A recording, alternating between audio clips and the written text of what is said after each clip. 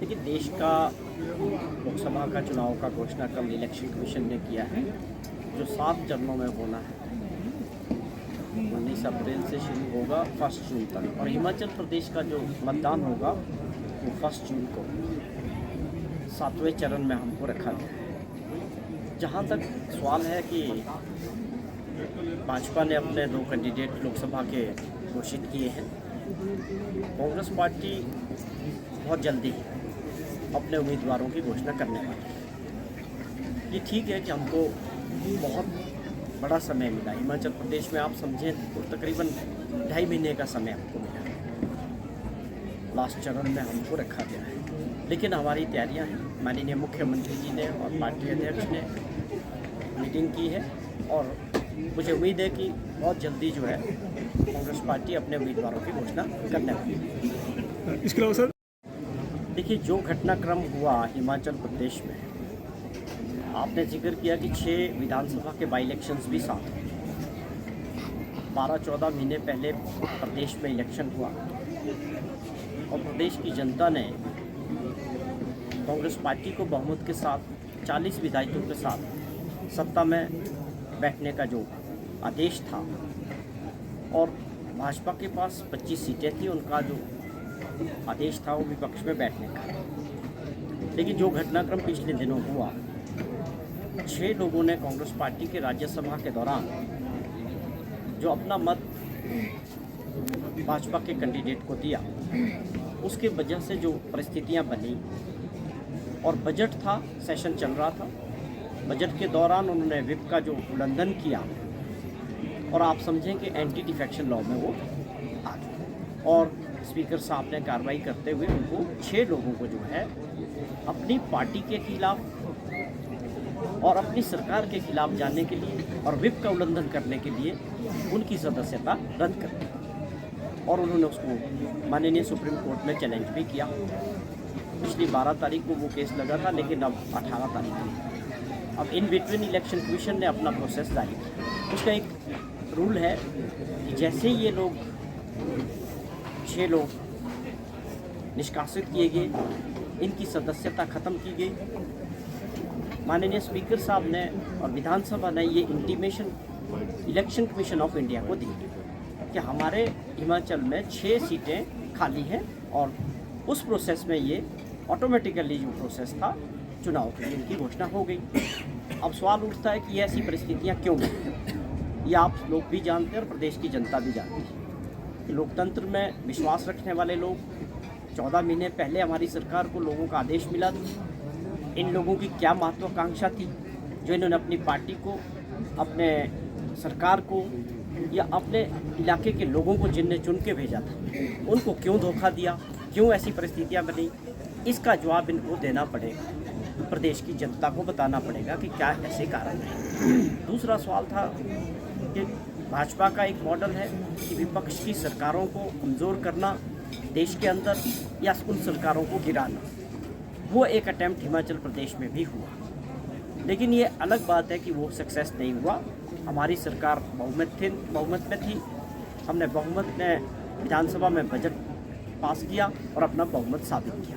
तो इस सरकार के पास आज भी बहुमत है, और उस हिसाब से ये पूरे 5 साल ये सरकार चलेगी जो लोगों द्वारा चुनी गई। अब सवाल उठता है कि 6 लोगों के बाई इलेक्शंस ये होने हैं। अभी तक जो इलेक्शन कमीशन का आदेश है उसके हिसाब से ये बाई इलेक्शन होने हैं, और कांग्रेस पार्टी इनके लिए पूरी तरह से तैयार है कि हमको दोबारा से लोगों के बीच जाना पड़ेगा।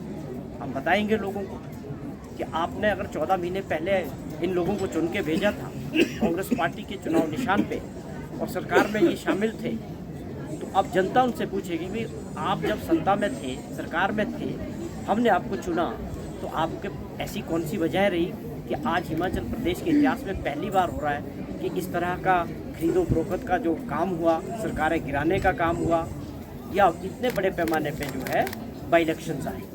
इसकी जिम्मेदारी तो लेनी पड़ेगी जिन लोगों ने जो किया होगा, और ये प्रदेश की जनता को जवाब भी देना पड़ेगा। कांग्रेस पार्टी का सवाल है, हम इलेक्शंस के लिए, चाहे लोकसभा का सवाल है, चाहे इन 6 सीटों का है, पूरी तरह से इसके लिए हम तैयार हैं। और हमने जो 1 साल के कार्यकाल में जो काम किए, जो गारंटियाँ थी, जो वादे थे हिमाचल प्रदेश के लोगों से, उनको पूरा करने के लिए 5 गारंटियों पे हमारी सरकार ने और माननीय मुख्यमंत्री जी ने काम किया। और वो बहुत बड़े हालात कैसे थे कि आर्थिक स्थिति ठीक ना होने के बावजूद ओपीएस को बहाल करना, लाखों कर्मचारियों को उसका फ़ायदा देना, और उसके अलावा जो और 4 गारंटियाँ थी, जिसमें सबसे बड़ी गारंटी जो आप समझे कि महिलाओं को सम्मान निधि के तौर पे 1500 रुपया मासिक देने की जो घोषणा मुख्यमंत्री जी ने की है, जिसके हिसाब से वो 1 अप्रैल से शुरू हो, और तकरीबन 5 लाख से ऊपर महिलाओं को ये जो उसमें पात्र होंगी, 16 साल से 60 साल के बीच की बच्चियाँ होंगी, पढ़ाई करने वाली, स्कूल जाने वाली, कॉलेज जाने वाली हमारी माताएँ और बहनें होंगी, उनके लिए कि ये सम्मान का निधि का जो घोषणा हमारी सरकार ने की है, जो अपने छोटे मोटे खर्चे अपने इज्जत और मान के साथ उन 1500 रुपये से वो पूरा कर सकते हैं। तो ये हमारी कमिटमेंट थी, हमारी सरकार की कमिटमेंट थी कि 1500 रुपये की सबसे बड़ी घोषणा, हिंदुस्तान के अंदर हमारा पहला ऐसा राज्य बना जो 1500 रुपया सम्मान निधि माताओं बहनों को देने वाला है। और भी हमने जो गारंटीज करते थे, लेकिन मैं उनसे पूछना चाहता हूं, विपक्ष के नेता से भी पूछना चाहता हूं कि क्या आप ओपीएस बहाल करने वाला हिमाचल प्रदेश पहला राज्य नहीं बना? क्या आप ओपीएस का विरोध करते हैं? या आप ये कह सकते हैं कि ओपीएस लागू नहीं हुआ? या आप ये कह सकते हैं कि हमने सरकारी तौर पे 1500 रुपये देने की जो घोषणा की है, क्या ये गलत है?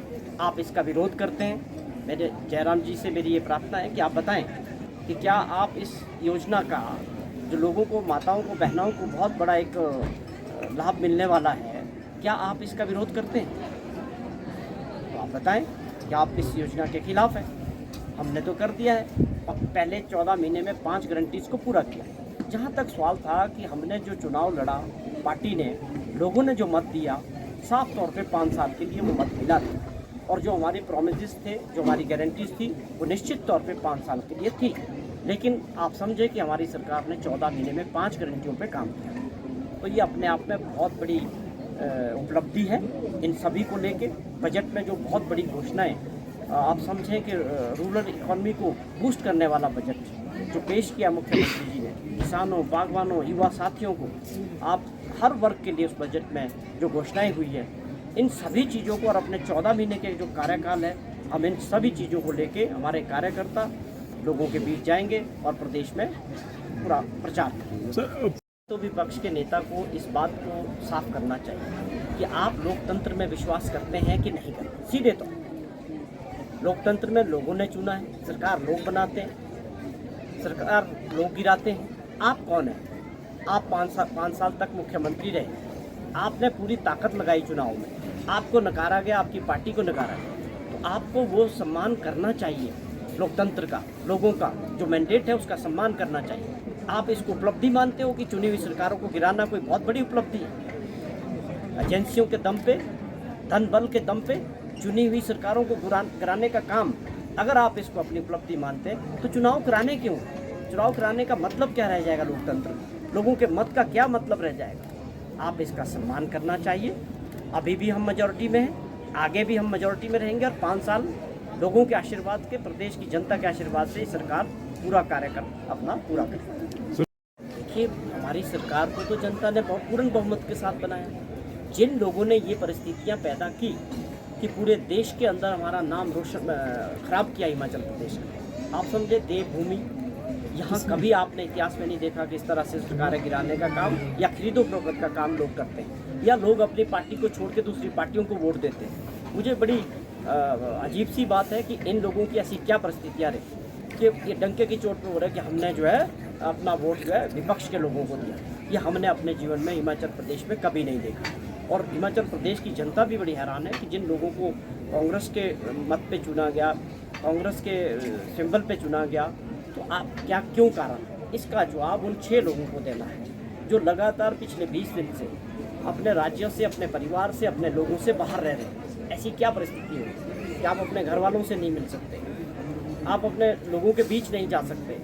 तो इसके लिए कौन जिम्मेवार है? हम तो कह रहे हैं, हम तो लोगों की सेवा के लिए आए। मुख्यमंत्री जी ने बार बार जिक्र किया, हमने लोगों की सेवा करनी। ये जिन लोगों ने किया, इसकी जवाबदेही और इसका जवाब दायित्व उनका बनता है कि अगर आप अपने परिवार में बातचीत करते, जो आपके छोटे मोटे मुद्दे थे उनको लेके परिवार की बातें थी, पर आपने इतना बड़ा स्टेप लिया कि प्रदेश के अंदर इस तरह की परिस्थितियां बनी, दोबारा चुनाव में जाना, इसकी जिम्मेदारी किस पे तय? अगर 14 महीने का जो कार्यकाल हमारी सरकार का रहा, पहली आपदा तो ये माने कि खजाना खाली था। जब सरकार हमको मिली पूरी तरह खाली था। डबल इंजन की सरकार ने 5 साल में कर्जा लेने के सिवाय कोई काम नहीं किया। लोगों को बोलते रहे कि ये डबल इंजन की सरकार है और बेधड़क जो है कर्जे का बोझ लोगों पे और प्रदेश पे चढ़ाते रहे। तो खजाना खाली पहला चैलेंज था। उसके बाद जिस प्रकार बरसात के दौरान हिमाचल प्रदेश में जो आपदा आई वो पूरे देश में लोगों ने देखी, हमने अपने जीवन में कभी नहीं देखी। उन परिस्थितियों से निपटना कितना मुश्किल था। दोबारा से हिमाचल प्रदेश को खड़ा करना, सड़कें, बिजली, पानी या लोगों के जो नुकसान हुए वो बेखूबी जिस तरह से हमारी सरकार ने और माननीय मुख्यमंत्री जी ने किया वो पूरे देश के अंदर लोगों ने देखा और उसको लेके लोगों ने उनकी पूरे देश में प्रशंसा भी हुई। तो वो दूसरा चैलेंज था। अब ये तीसरा चैलेंज जो हो गया, जो ये राजनीतिक संकट आया, वो क्यों आया जबकि बहुमत था? अब आप बताएं कि भाजपा बोलती कि हम नहीं गिराना चाहते, आप सीआरपीएफ के पूरी सिक्योरिटी में हेलीकॉप्टर्स में ले जाके पंचकुला में उनको रख रहे हैं या उनको ऋषिकेश शिफ्ट कर रहे हैं या उनको उसके बाद गुड़गांव शिफ्ट कर रहे हैं। ये सारी चीज़ें भाजपा के लोग और उनके साथ भाजपा के 2 लोग साथ हैं। तो आप ये नहीं कह सकते कि ये सारे षड्यंत्र जो हुआ इसमें भाजपा का कोई रोल नहीं है। तो ये तो सामने है, सबको दिख रहा है। लेकिन हम फिर से एक बात कहते हैं कि हमने जो प्रोमिस किए हैं, जो बजट दिया है, वो 14 महीने में अपने आप में बहुत बड़ी उपलब्धि है और आगे इन्हीं चीज़ों को लेके प्रदेश की जनता की सेवा करेगी कांग्रेस पार्टी। आज भी बहुमत में है और इन चुनाव के परिणाम आने के बाद भी आप देखना कि लोगों का कैसा प्यार कांग्रेस पार्टी को और माननीय मुख्यमंत्री जी को मिलता है। जिन्होंने धोखा किया है मुख्यमंत्री जी के साथ और पार्टी के साथ, मैं समझता हूँ कि प्रदेश की जनता उनको ज़रूर सबक सिखाए।